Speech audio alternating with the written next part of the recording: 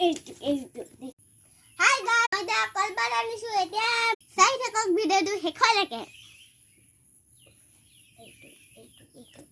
তুলিয়াছো খাব দে। কঁঠালটো বহুত পকি গৈছে, সেইটো কাৰণে ভাবিলো আজি কঁঠালটো খাওঁ।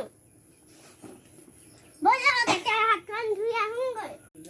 মই এতিয়া হাতখন ধুই লৈছো, হৈ গ'ল। ব'লক এতিয়া মই কঁঠাল খাওঁ।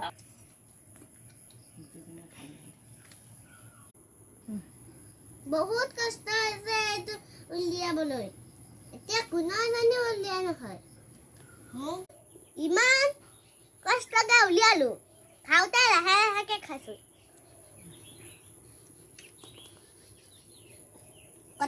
এই গুটিখিনি এইখিনি ইমান কঁঠালৰ আঠা আছে, মই খাবলৈ নোৱাৰো।